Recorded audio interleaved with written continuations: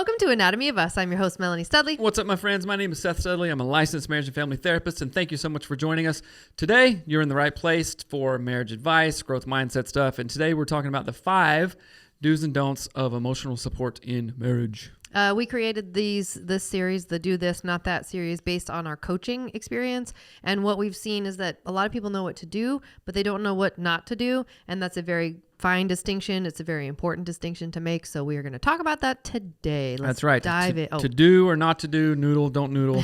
Number 1. All right. Number 1. Oh, you're going to read it? Yeah. Number 1, actively listen and give your full attention when your partner is sharing their feelings. Why is this important, do you think, in showing emotional support to your partner? Because if you're talking about something important with your best friend, with your wife, with your husband, you want to feel like they are listening. You want to feel like they give a dang. You want to feel like they are involved and invested in the conversation, right? What if I came home and told you about something that happened or a new idea that I have or the grocery list, and you're like, who cares, whatever. Right. Just do your thing, go and do it. I'd be like, well, that doesn't feel like a partnership or supportive or whatnot. Yeah. Right? Partial attention is it's kind of one of the most offensive things you can do to somebody. Or even, so it says give your partner full attention when they're sharing their feelings.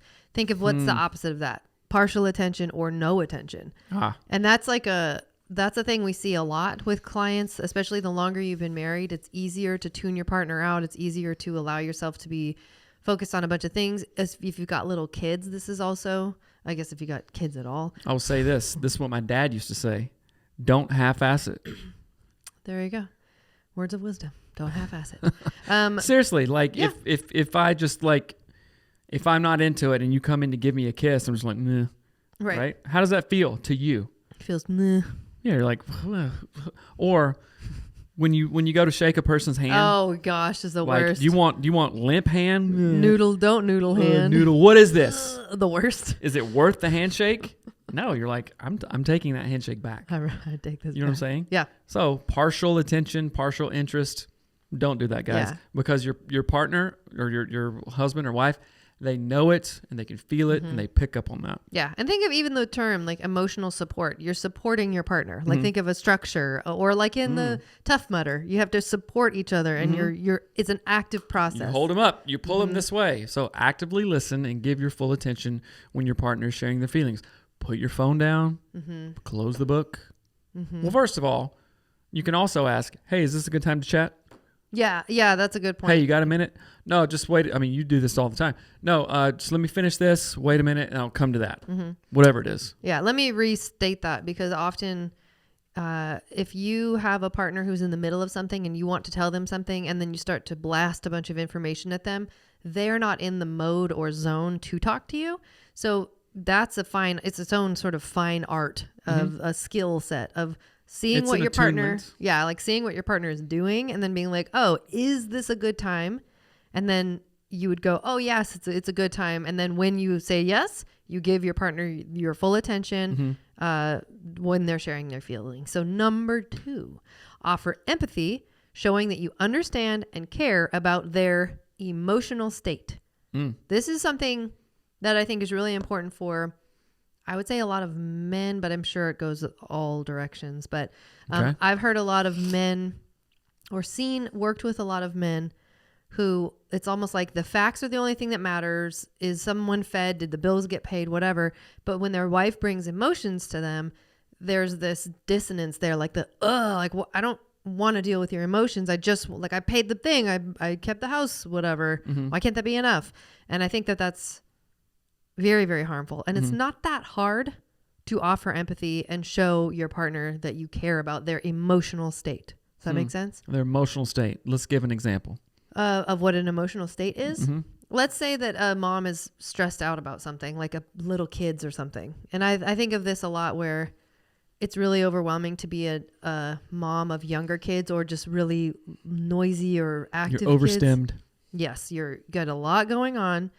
And when you come to your partner, you want to be able to just kind of like, oh, I feel overwhelmed and blah. And if they're like, whatever, I don't care. Like, I was at work all day. You think I don't do anything for this house? Which Right. is things we've heard clients say to each other.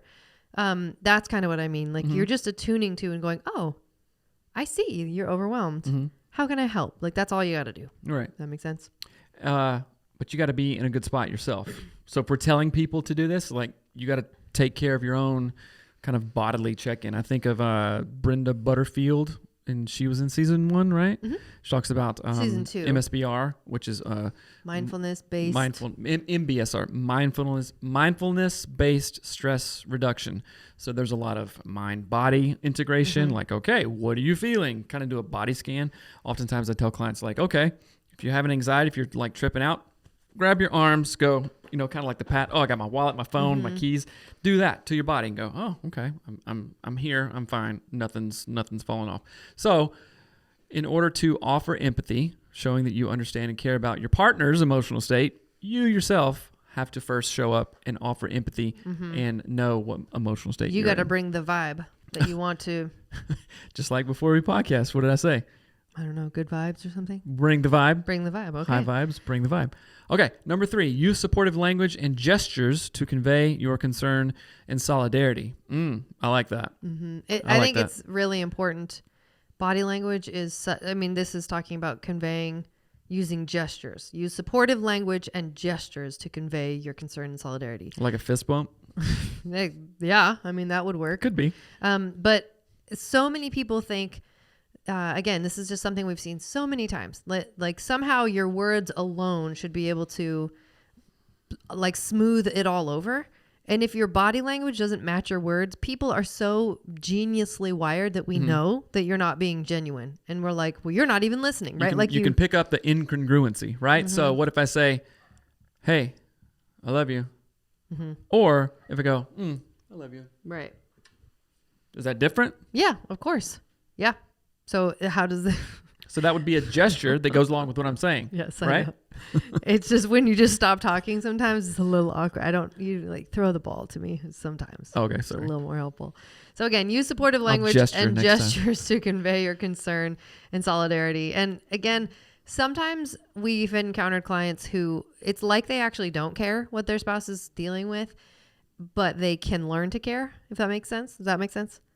Like, I might not actually care about what happened in your office today because I don't know any of the people. I don't know what you're even talking about. Right. But I care about you, so I can care about what you care about. And there's something to be said. Again, I'm not trying to be sexist or whatever, but I've seen it so frequently with husbands where they just don't really care. They don't think that the kind of wipes you have matters, or the kind of like baby powder or whatever the thing is that you might be stressing out as a mom. Like a kid's got a rash and the husband's like, I don't care, it'll be fine, I just put ointment on it. Blech. Like, put Vaseline on it. Yeah, that isn't really attuning to the concerns of your partner. It's not emotionally supporting them, regardless of what you think about the solution. This is about emotional support. Make sense? Number 4, encourage your partner to express themselves fully while validating their emotions. Again, this is all about emotional support. Why do you think it's important to encourage your partner to express themselves fully and validate their emotions? Because you want to encourage your partner to express themselves. Why? Because that deepens the relationship. It draws me closer to you, you closer to me, if I'm sharing things that I'm feeling, right? My thoughts, my dreams, my whatever, right? Right. And as I am doing that, it is nice to get feedback to validate like the emotions around it. And but it has to be like wisdom there, because I could be expressing something to you and validating my emotions. Yeah. But like Dr. John Deloney talks about, it's like, well, feelings aren't facts. Yeah. Emotions aren't exactly facts. So if I have a feeling that I just felt like being rude and ugly to you. Yes. You don't have to validate that, right? You're right. I am an idiot. That sounded like some like Simpsons quote or something like that, which is really funny. But we're on the do part. But that's why it's important. Like, oh, Melanie, man, seriously, I don't know if that choice that I made to XYZ was the right one at work or with our business. I'm really stressed about that. well, yeah, it wasn't the right one, idiot. Right. Oh, no, you're not going to do that, Right. right? Even if you may think that, it's like, yeah, I know we thought about it and it turned out a different way, and we will take a different track, you know, or a different angle at it. But I can see how that like would stress you out as well. Mm-hmm. And it's interesting as you're saying that, it's like realizing that the emotional element of a relationship is almost like its own realm. For some reason, I'm thinking of Saturn's rings because that's a realm. I don't know why. Well, we just watched a show on it, remember? I don't know. Yeah, the rocket one. But it's like its own. It's its own element within a relationship. So there's like an emotional connection. There's a physical connection. There's a relational connection. It's all these like rings that overlap. And if any of them are missing or not working in any way, it affects all of it. It like throws the balance off. Now I'm thinking of the rings from the, what's it? The Olympics. The Olympics. That's skiing. Winter skiing? Olympics. They're skiing. They're going down the hill as fast as they can. I like Winter Olympics better than Summer Olympics, by the way. Same girl, same. But I think in that too, where you're encouraging your partner to express themselves and validating their emotions, you're building that realm within your marriage, and you're strengthening the ring. You're strengthening the ring. Does it mean something, Lord of the Rings? Could be. Question mark. I was going to say something else about it, but I forgot what that thing was. So number 5, provide a safe and non-judgmental space for your partner to share their feelings. Why does that matter? Because at the end of the day, you guys got married. You want it to be a soft landing place. If there's anybody in the world that I would want to be a soft landing place, it's you. Right? Unless you're bungee jumping. Unless you're pole vaulting. Well, perhaps. But you want that soft place, right? And I think this is so important. And I've seen a couple of pieces of like research and content out there, how the emotional world of men in particular is much more complex than previously thought, like even to guys, right? So that means, if that's true, even to guys, then it's 100 times true, like to women as they perceive like the emotionality of a guy, right? And so we really long for that like safe kind of non-judgmental place to be, because the world is hard, it eats you up and all this stuff, right? And I know equally women, females, want that same protection, that same soft space from their husbands. You know what I'm saying? So like that is uber fundamental. That doesn't sound clinical at all, does it? Uber fundamental to a healthy relationship. Now, I personally have made a billion mistakes in that, but I do understand that importance of that safe space, which we will get there again. But it is so important because at the end of the day, truly think about it. You got married because you're attracted to this person physically, mentally, emotionally, spiritually, all these reasons. And you go, they're a cool place to be. They're safe. They're soft. They're non-judgmental. I hear this all the time. I feel like I can be myself around them. Right? And that feels great. That feels amazing. So all of us got married hoping for that, right? And sometimes the course of life happens and we get farther apart from that, but that doesn't mean that you cannot get back to that and even like create it in a better way, right? Now that you're mature, been married for a minute. So that is why that is important. And we're going to get to the don't section here in a minute, and likely if you do all these don'ts, you're not going to get number 5, providing a safe and non-judgmental space for your partner. Yeah, for sure. So it's like, again, it's uber fundamental. It's uber important that is part. It's like in an earlier podcast, you were talking about the trusses in a bridge kind of thing. It's like those supports, like feeling like, hey, I can share my feelings with this person, my insecurities, my whatever, my dreams, my hopes. I want to be as vulnerable as possible with you, and hopefully you with me, and know, hey, she's not judging. She's unless it's like out of context and inappropriate or something like that. It's like, well, wait a minute, that's not helpful. But like truly to be your real self with somebody is to be like, what do we say? To be seen, to be heard, to be known and loved. Respected. And respected is like, that's the primary ingredients for a good relationship. The universe juice. The divine order, even. That's right. I'll go back to that. Right? I remembered what I was going to say earlier about the encouraging your partner to express themselves fully and validating their emotions, which is number 4. And you were talking about like, well, we don't want to encourage and validate like negative emotions, basically. Like sometimes your partner can spew out garbage and you don't want to be like, yes, you're right. You know? So there's a skill set to being able to detect if communication and emotions are like healthy or unhealthy, which this skill set, that sounds so simple, like so stupid, so basic. Like, well, it's a skill to being, you know, is this healthy or is it bad?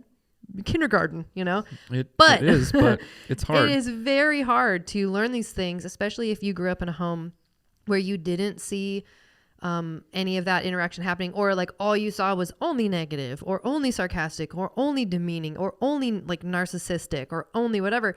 You don't have the sort of depth and breadth of understanding of like, how is this emotion?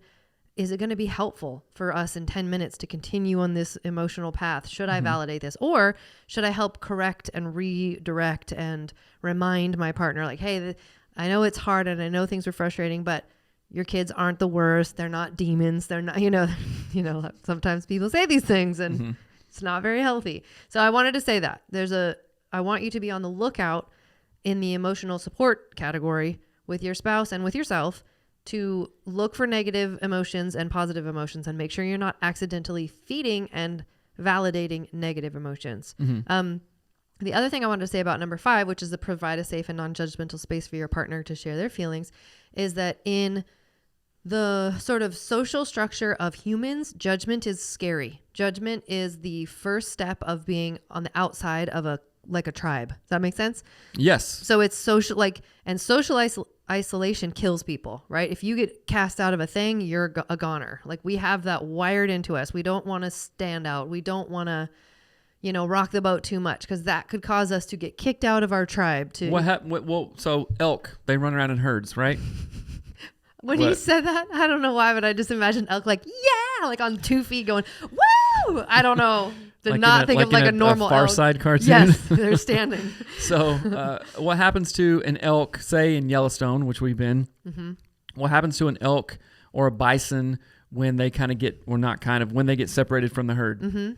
Literally what happens? They die. Wolves come in, like that's the one that's away from the herd. We're not going to get gored by the whatever. Get that one away. Yeah. Right? And one of my mentors, he says, isolation is the killer of excellence, right? Yeah. So when you're like out on the fringe, not only is it scary, you're vulnerable, you're exposed. Yeah. You're vulnerable to attack in all kind of different ways, but you're exposed. You're putting yourself in a place where you can't just white knuckle yourself out of that. You're like, that's not good for you to be out there. It's right? dangerous. Yeah. Dangerous. And so I think again, when we don't tend to think of something as judging your partner as being an actually it feels so dangerous in your body to be judged by your partner. It's the beginning of being an outcast, right? It's the beginning of being harmed or alone or whatever. And so I wanted to share that. And then the second thought that I had, which is you're providing a safe and non-judgmental space for your partner to share their feelings. And it made me think of 2 things. Our client recently, I said, what is like an ideal couple that you would want to like aspire to be? And literally the wife said, Simba and Nala. And it made me laugh. I was thinking like humans, like real humans, people. And she's like, no, Simba and Nala. And I was like, oh, okay. So then thinking about it, they work together, they fight things together, they're there for each other, they're a team, whatever. And then it also made me think of Love on the Spectrum. Lions. Lions. My favorite animal is lions. I love the show Love on the Spectrum. Well, it's a certain season, right? It's so good. Yeah. Where the go on the African safari. But for real, like think about you're providing a safe and non-judgmental space for like your partner who's also been out in the world and had to deal with stuff, whether that's in the workplace or at home or with a challenging kid or health issues. You want to be a space where they can come and find respite and rest and restoration and all of those things. And you can't have that if you're judgmental and okay. Kind. Pause the show. Real talk here. So what happens, or no, don't pause the show, really. I was like, wait, what are we, am I supposed to do something? We're going off script here. So how about reparations in this area? What about it? Repair. Like, okay, in the past, maybe you have not provided a safe space. And I mean safe space, not like 2023 woke safe space, which you can't handle anything. Where no one's basically. feelings can get hurt. Right. I'm not saying that because that's bullcrap. I'm talking about like, oh, how can I create an actual space and hold space? That's what we call it in therapy world. We're holding space for clients' pain, all this stuff. When in the past I have been judgmental and haven't been so safe emotionally, how can listeners and us create that container of like, hey, I've kind of been an ass, or not kind of, I have been, and been judgmental and have not made you feel safe around that. Right. Just kind of like point blank, first of all, stop that unsafe behavior and judgmental behavior. I think that has to be, it's like, okay, if you want to stop taking drugs, stop taking drugs first and then go address all the other stuff, right? So stop that behavior, and then what do you do? I have an idea, but I want to hear what you have to say there. Well, one of my favorite things to tell our clients is like when you're starting something new and you've been a jerk or you've been judgmental or you've been hurtful, you need to really say the thing that isn't being said that's kind of playing in your mind when you're going to go do that thing. So it might look like this. So let's say I've been just super mean to you and now I want to change, but I know you don't feel safe around me and I don't know quite how to navigate it. What I would say is something along the lines of, number one, I'm really sorry that I put you through what we've gone through. I know I shouldn't have, and that wasn't okay. So you start out by acknowledging the pain you've caused. Then you say, I really want to do this differently. I want to be your safe space. Like I want you to be able to feel open and relaxed and calm and safe when you talk to me. And then you say what the next steps are going to look like. So maybe that's, can we hang out on the couch and talk about, the upcoming week together, and I'll support you. And again, I'm really sorry. And this is my objective and intention. You just say and I've done this with parenting client work. Like you say all the things that are kind of rattling around in your head that you're like, oh my gosh, I'm just so afraid because what if I mess it up? And then it goes this and I feel so bad and blah. Put it into like one clear sentence and say it before you hang out with that person. And it may be that they don't accept it the first few times and they say, no, I'm not going to do that. Okay, so I'm asking this not only for a friend. No. Yes, for asking for a friend. Our millions of friends that listen. But I think you know where I'm going with this. We've had a lot of conversations recently, you and I, a lot of really tough conversations, and we have to have these conversations to get to the growth and what we want, right? And I have been very, very, very, very slow to this game, right? And I hate that. And so in saying these things, I oftentimes, and I think other perhaps men do in this category, I think, okay, hey, things are okay. We're not like arguing or fighting right now. We're repairing a bunch of bull crap that we went through. About not said that, but and if I acknowledge all that, it will just like re-wound you. You know what I'm saying? Like if I honestly, so I just want to get this right.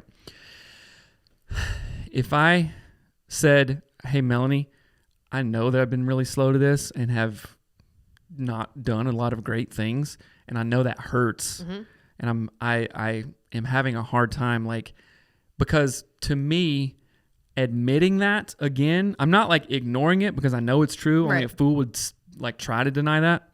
But admitting it is like almost re-wounding stuff. And that is where, for me, historically, I'm like, well, I don't want to acknowledge it again because it'll just bring up old crap.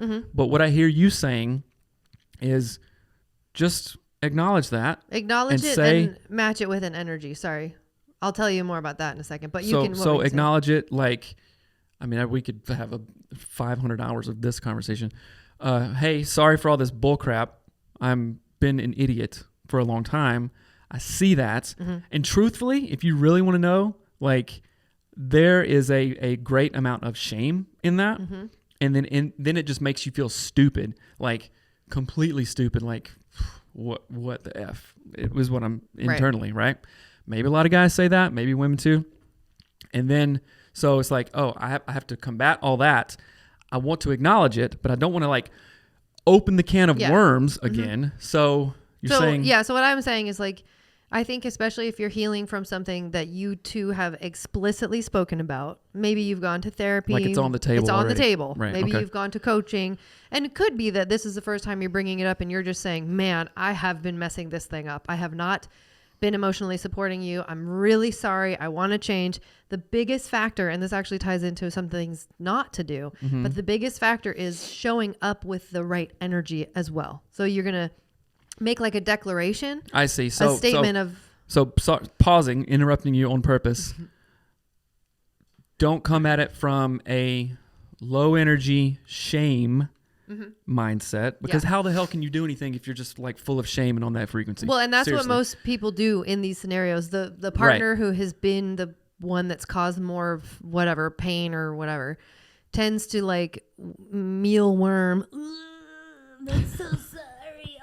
You know, and you're like, what is that? Like, I can't do anything with that. So again, I think Nala and Simba, which I don't resonate with at all, but you know what I mean? Like, you messed up. You did a thing that didn't work, and you've done it maybe for 10 or 20 years. But now you're saying, hey, I'm drawing a line in my own sand here. I am changing this behavior. I'm going to acknowledge that it was hurtful to you. I'm really, really sorry. If you will sit with me and hang out, I would love to do that. If you don't want to right now, I also respect that. But your energy has to match the intention there. But you cannot strong arm your spouse in this situation. I've also seen that happen where people are like, I'm healed now. Come and sit with me, wife. And you're like, no. Yeah, that you know? I don't, correct me if I'm wrong. I don't think that I make that mistake, because I just know that like, that's that it doesn't work. Now I've talked to coaching clients, guys, of like, dude, you can't expect 2 weeks of this behavior, and then your wife is like all over you emotionally and physically and whatever. That's a big... It's like, that's like breaking your leg and expecting to get back on the track 2 weeks after your femur snapped in half. It's like, no, that just... You can't. Yeah. You know what I'm saying? And a lot of guys go, well, forget it. It's too hard, you know, and then you know what I say to those guys? I say, shut up, baby. Well, yeah. That's what I say. But then... sign up for coaching. And get your butt kicked. Baby. Yeah, but like the factor of discouragement is real too. So I talk to guys, I'm like, yeah, dude, you blew it. Are you in it? You know, are you in it long enough? It's like... Yeah, I could go. Yeah, and that's where you just have to have, you have to decide and be dedicated to that process and not worry about motivation. Dedication is what counts. So now let's go on to the don't column. Okay. So the first one is don't invalidate or dismiss your partner's emotions by saying things like, it's not a big deal or you're overreacting. This is something that I see, again, mostly men doing, and I think it could be in the Christian sphere that men feel like they're the head of the house and they need to like teach their wives something. I'm not really sure. Forgive me if that felt offensive to you, but it is just what I've seen. The men that typically do that have that background. Don't know why. What are your thoughts on that? Where do you think that, I don't want to get sidetracked. Oh, my thoughts on what you were saying? Yeah. Well, I think it's everywhere, not just like Christian circles. I'm just trying to think maybe it's just the particular clients that I'm thinking of where I'm like, why is that whatever, doesn't matter. But either way, if someone has a concern, whether it's your child, your boss, your mom, your husband, your neighbor's friend, and you just go, oh, it's no big deal. So I've said this before, and cut me off. I wasn't even done. I thought it was a pause. I'm sorry. No, I was just catching my breath. But if you got to be quick around whoever, apparently, if someone has a thought and you dismiss it, it is incredibly hurtful, right? It stops connection. It's I don't know. I lost my train of thought. Well, yeah, I'm sorry, but it makes you go, oh, I guess what I was thinking was no good. Right. Okay. I don't know. What were you gonna say? So I did a thesis on that in grad school, and I've talked about this a long time ago. Thesis? So okay. I'll read it again for context. Don't invalidate or dismiss your partner's emotions by saying things like, it's not a big deal or you're overreacting. People, let us understand that my thoughts, my feelings, my interpretation are things are particular to me, right? So in the moment, sadly, right or wrong, they are particular to me, right? So I wrote a paper and gave this great example of, okay, a 5-year-old kid walking down the road, right? Goes out of the grocery store, goes to the bank. This is obviously what happened to me in childhood. Go to the bank, get a sucker from the teller, right?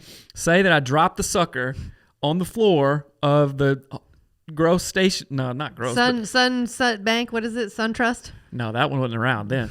But anyway, drop my sucker. I'm 5 years old. Drop it on the carpet of the car, which is hairy and gross, right? Oh, sucker. But mom knows, oh, it's no big deal. The teller gave me 2 suckers. Here, replace it. But in the moment, my sucker's on the floor with dog hair on it, and that is relevant, that is cogent to me, right? So it's what you're experiencing. Yeah, if she said, hey, stop crying is stupid, your feelings right now because of your sucker, although you don't know that I have another sucker, that would just be rude and insensitive and dismissive, right? And people, unfortunately, grow up and are in families of origin of that and then perpetuate. If you have a problem with something, I'm just like, what are you talking about? You're crazy. Oh, all right, okay. Crazy? You just shut me down? So that's no good. Yeah, I So agree. don't do that. Don't dismiss All I your can partner. think of is, how about a sucker for the little sucker?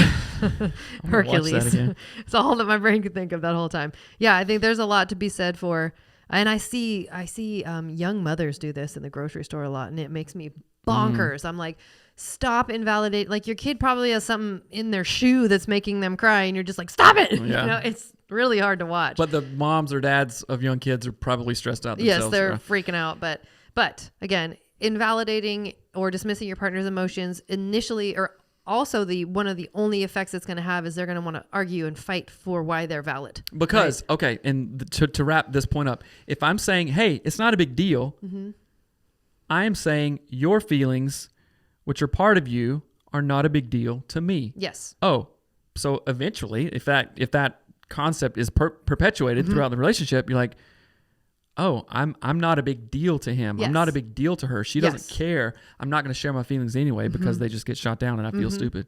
Yeah. Where do you think that'll take you? Yeah. And that, again, this is on the do not do for emotional support list. Like, don't invalidate or dismiss your partner. It's going to cause all of these problems. So number 2, don't interrupt or rush them while they're expressing their feelings. This one, I think, can be really hard if you have a cycle of the same argument too. I know that I've been guilty of doing that with Seth, where I'm like, I just know what he's going to say. Blah. Like, and I almost said fart. They vomit. Same difference. And then different you fart on me. You fart on my leg. I'm like, great. Okay, good night. That's how we end our fight. That's the ultimate shutdown. You know what? Your feelings? That's what Hattie would do. She can like totally rip it on command, and it's the funniest thing ever. Man, it's a skill. It's comedic. It is highly like planned out. It's hilarious. She knows it too. Okay, don't interrupt or rush them while they are expressing their feelings. Let me say, sorry, I totally interrupted you, but let me say this. You see this with children all the time. So the next time you see an adult trying to rush a kid through their emotional process, whether it's dropping a sucker, what does it do? Does it make the process faster? Oh, no. What does it do? You get in an argument. Imagine it's a toddler. Right. And you just rush and rush. Come on, I don't care. Blah. Like, what if you just stopped for 2 minutes maybe? And 2 minutes feels like a long time in today's wacky world. But if you just stopped for 2 minutes and said, oh, man, I see that you dropped your sucker. Oh, that's such a bummer. You know, I think the lady has other ones. Can we go see if there's other ones there? Maybe she has a pink one, right? And you just attune and see them and hear them. So then you literally have traded 2 minutes for 20 minutes. And listen. Or even longer. And some people, if they just did that, could avoid, I don't know, spanking their kid, putting them in a timeout, getting them in trouble, telling them that all they do is cry. I have seen so many times where we both have completely blown it. Oh, absolutely. Like just like literally turned a 3-minute thing into a 30, 3-hour, yeah. no, a 3-hour marathon, not only with our own relationship, but with kids too. I know for a long time I did it with Tough because I was like, he's just going to tell me the same crap and I don't care. I don't want to hear it. And I would just cut in and cut in and cut in and he would get flooded and I just was unaware of what was happening. But on the converse of that, I've also seen both of us go, I'm going to put the brakes on this, redirect, walk away, and attune, or just drop it sometimes, and then poof.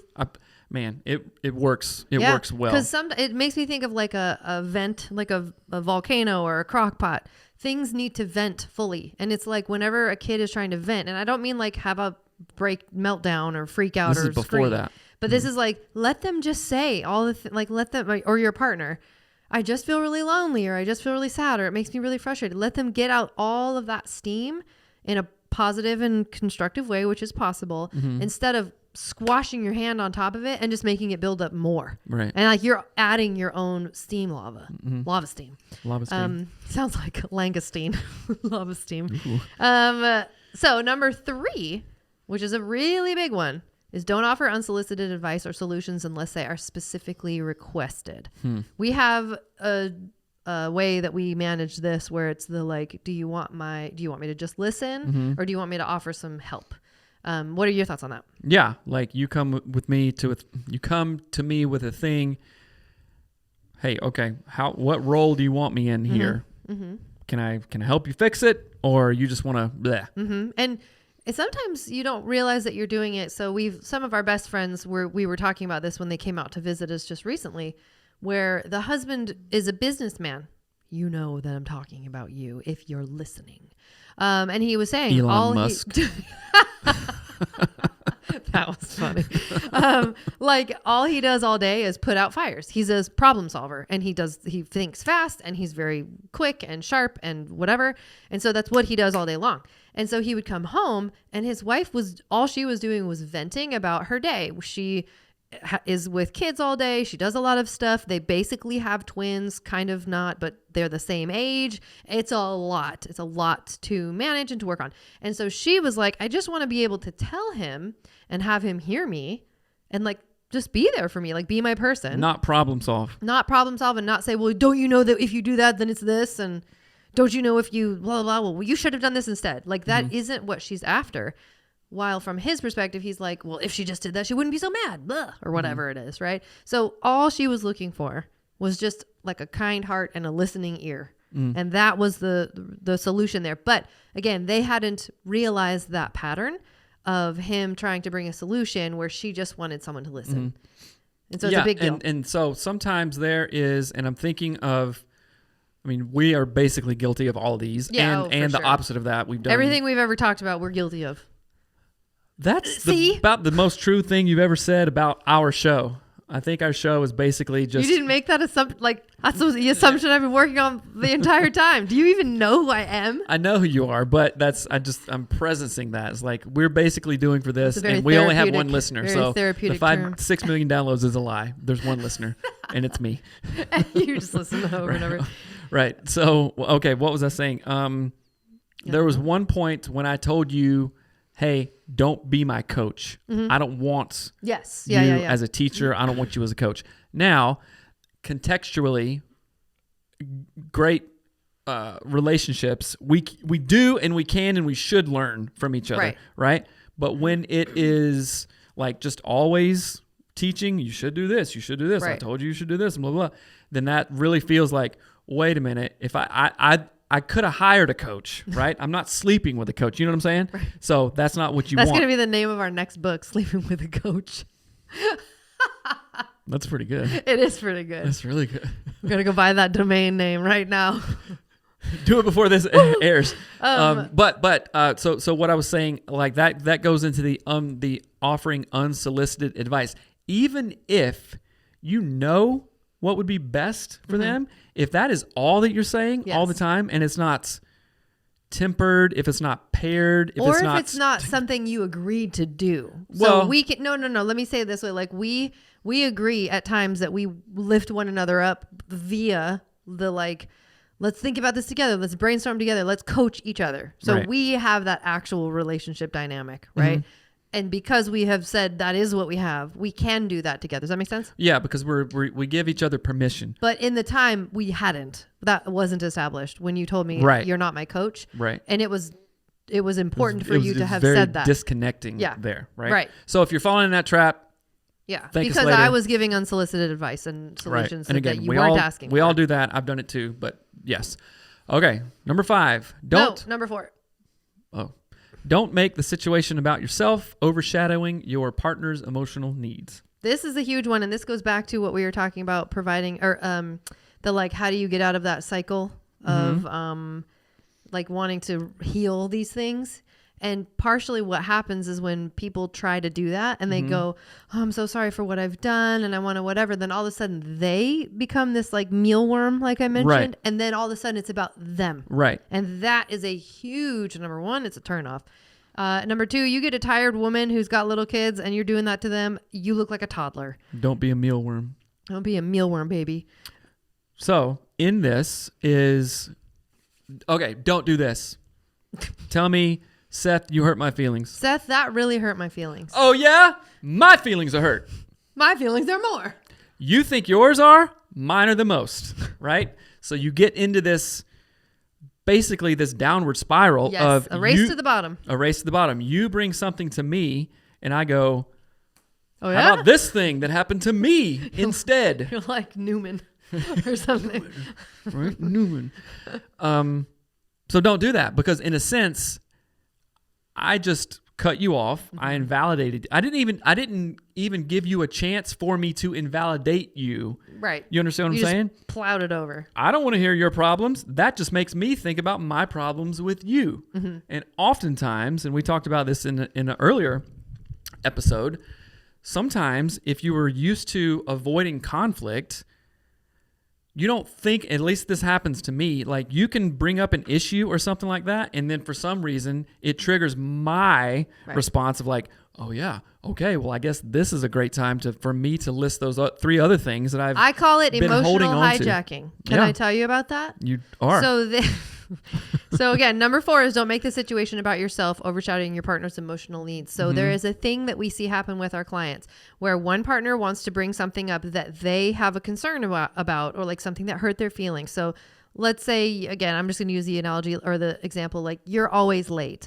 And I want to be able to tell you like, hey, it really hurts my feelings that you're late. And what happens in emotional hijacking is that oftentimes it's men that do this to women. So the woman will say, I don't like how you talk to the kids, or will you please stop shouting or leaving your clothes or whatever. And the husband will be like, oh yeah? Well, you think you're perfect? I don't like how you, and then all of a sudden he's hijacked this, like, it's almost like there's a glimmer of emotion being presented and he goes, now's my chance.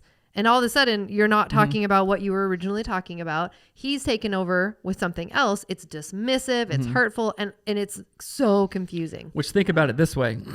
It's like on like sometimes shows that we've come across where they're in like a giant gravel mine and they drill holes for explosives. Yes. You know what I'm saying? And all they have to do, so say that there's Mr. a line. Beast. Well, I was thinking something different. But think about, we've drilled 30 lines 20 feet apart, stuck dynamite in all the holes. Do you have 30 different fuses that you have to go and light separately? No. No, you have one. Yeah. Right? So this one, you light that first one, and the 15th one will only work if the 14th one is ignited. You understand what I'm saying? So if there's a short circuit somewhere, poof, it doesn't work. So in this, like, couples and us included, we really have to take a deep look at, what am I holding on to that could be flammable over here? Like, it's just sitting here, and like wood doesn't light unless you put a light to it. You see what I'm saying? So sometimes if we're holding on to stuff over here, I'm just imagining like I have a tinder box, like in my back pockets or over here in my closet. There's just it's full of tinder box, like fat wood, like the cedar wood that smells real good. You know what I'm talking about? No, but yes. And it's just over here. Yeah. Right? It's just over here. Ominous. Well, no, it is. Yeah. It's sitting here like villainous bad, But I'm not going to bring it up. Right. Oh no, I'm going to hold on to it. Unconsciously, subconsciously, maybe because I want to avoid conflict, all this stuff. But you bring something up, And it's like you're got a Boy Scout Flint thing getting closer and closer. Oh, you're 10 feet away. Right? I'm like, okay, well, whatever. You're closer. Over. And then eventually you're like, oh yeah? It's like those cats, black cats. Fireworks. That are all strung Oh, you like together. firecrackers? Yeah, firecrackers. Yeah. You see what I'm saying? Mm-hmm. So in that, I know that's a kind of a not a side tangent, but it illustrates what we can be holding on to over here that we haven't brought up before for fear, for conflict avoidance or whatever, or like, oh, well, it always ends up XYZ. But I just had a really funny analogy that I think makes a lot of sense. So take one firecracker out at a time, like one dynamite stick, set and work on it together. Yeah. Dismantle it. Don't explode it. Oh, so we used to do that. We'd unravel the things, light them, and the fuses are like 1 millimeter long. Millimeter long. We were kids and had firecracker wars, and I did this one time, like just the little ones. I lit it and went back to throw it, and it literally blew up right in my ear. And it was like, like those sci-fi movies where like it goes, like it's like a grenade that I was just like shell shocked. I'm like, what just happened? Yeah. It didn't even hurt, but the explosive right in my ear was terrible. But it makes me think of that, like your goal in this, if you've got that line of dynamite sticks and you're just sort of ignoring them in the back of your closet, take one out. Mm-hmm. Be able to do that, but don't make the situation about something else. Don't take your partner's emotions and be like, okay, now's the time to light everything else up. Like be able to have that amount of awareness, which is very What hard, if we could look at it like this? Like, okay, you're bringing something to the table, whatever it is. It could be a delicious plate of food, an issue that's on your mind. Do not ruin whatever you're bringing with all of your other steamy turds, firecrackers, tinder boxes, baggage over here. Mm-hmm. Like, how good would it be if you, say this table's blank, like our studio table, nothing's on it. You bring something over here that's like, man, this is maybe a little annoying. It's kind of hard. It's a little frustrating to talk about, but I'm not going to bring anything else other than support, safe space, non-judgmental stuff, and let you go, let's sit here and talk about it until you feel that it's resolved. Yeah. Would that feel great to you? Like, seriously. That's what I've always wanted. Well, I know. But just think about it. Like, if I came to a thing and said, okay, I've thought about this. Here's a thing. I just put it on the table before you. And you were like, you know what? I will try to erase all the stuff and just focus on this. Mm-hmm. You know what I'm saying? Yeah, that's why I think it's like a puzzle. Like if I brought 100-piece puzzle to you, I would say you're a toddler. 100 pieces, get out of here. Okay, 1,000 piece, a 1,000 leg. Ooh, a 1,000-piece puzzle of a 1,000 legs. It'd be pretty easy to put together. It'd just be boring. But so that's like, hey, I have a 1,000-piece puzzle. Can you and I do this together? It is exactly like, you know what? I have 5 1,000-piece puzzles. I'm dumping all the pieces on the table right now. Yes. Yeah. I'm like, well, that's not what I expected. Yeah. And that's not very helpful. And most of the time, people don't know that they've dumped something on a whole puzzle on the table that no one else is aware of. So I'm not even looking for like if your puzzle is a tall ship. And I'm like, okay, there's an 1,000 legs puzzle. There's a canoe puzzle. But I keep seeing like this weird fabric because I don't know that there's like a tall ship sails, like the sails of a ship. And I'm not even aware that that's a thing I'm trying to solve or fix. But I knew that I put it on there and I get mad at you for not knowing that there's a tall ship puzzle piece. That's a very, very good analogy. That's so don't do that, people.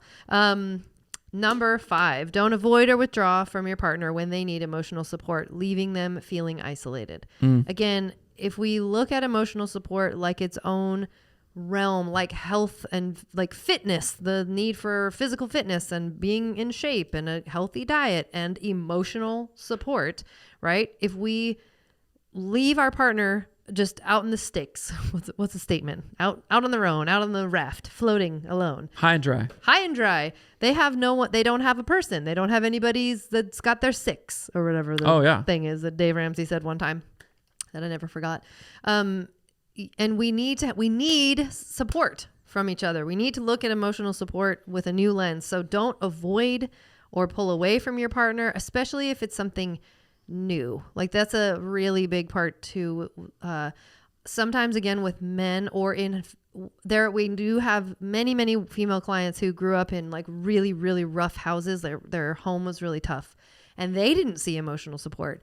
So when they start to bring it to their spouse, they need like, what is that saying? Like kid gloves, like really soft, really tender, be so gentle. It's like so fragile. It's delicate. But the last thing you can do with your spouse, if they start to bring you sort of their seedlings of emotional support needs and sharing with you, the last thing to do is be like, I'm out, don't care, bye. Like, don't make it worse like that. You know, you have thoughts about that? You seem contemplative. I am. Yeah. That's very true. What are your thoughts on it? Just thinking how I have done that and how I like saw that modeled over and over. Yes. And That's again, not cool. all of these things are really challenging. That's why we wanted to do this entire series, because no one tells you these things. When you're a kid, when you're a teenager, when you're first married, when you're married for 10 years, nobody tells you these things. So we wanted to be the people to tell you what to do and not to do, specifically around emotional support and all of the other episodes. So hopefully this episode has been helpful for you.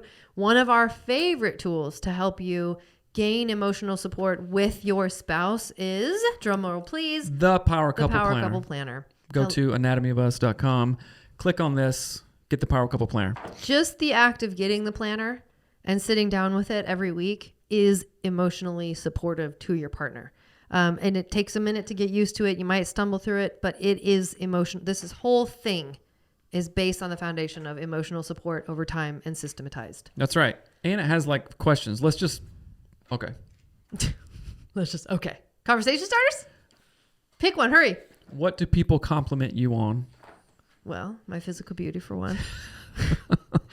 People always talk about my hair all the time because it's red. But people often say there's two primary things they compliment me on. I think one is my enthusiastic energy, like fun for stuff, and I'm excited. And the other one is my fearless approach at things that I care about, like my Scion XB 2005. Yeah. And I appreciate those things. What do people compliment me about? Your deep hazel eyes. Perhaps. Just like random dudes. It's weird. I love your deep hazel eyes. No, what do people compliment me on? My sense of adventure and like doing things that other people may not do, and like kind of out of the ordinary, like fun stuff that's out of the ordinary. Yeah. You know, like whoa, like sleeping without a pillow. Well, yeah, just stuff, right? Like being adventurous, right? And like doing stuff for the sake of saying you've done it. Like there's an adventure, the level of pushing adventure, yourself, getting out of your comfort zone, right? Things like that. But okay, what did you guys literally just see? Connection. That you was saw number emotional support. I know that was number 52 in the conversation starters on the Power Couple of Planner 230 of a bunch of them, right? That I wrote. And so, and of course, if we weren't on camera, we could talk about that a lot more. Oh. What things do you compliment me on, or let me compliment you? You know what? I really like XYZ about you, and this and this and this, and you're smart, and blah blah blah. And the way I feel about you compliments my you know what I'm saying? And then you could even have a conversation of like, you know what? These things about you compliment my salt to the pepper or whatever. I don't know. You know what I'm saying? Yes. But it's an example of when you get this. That was a pretty easy conversation. Yes, it's delightful. So go to anatomyofus.com and get the Power Couple Planner. I know that this episode is airing after Valentine's Day, or even on Valentine's Day, or I can't remember. No, after Valentine's Day. But that's okay. Don't let that stop you from getting it. Don't let that stop you from making the move and saying, like, I'm going to invest in my marriage. It is not expensive. It's a whole crap ton cheaper than therapy, you guys. So go to anatomyofus.com and get it. Anyway, we love you. We hope this has been a helpful episode. If it has been, please rate and review the show on iTunes and share it. Rating and reviewing our show on iTunes helps us so much. You wouldn't believe it. So if you haven't done it yet, please do it right now. We love you. Have an amazing day. Talk to you later. Bye. All right, guys. Later. Bye. High five.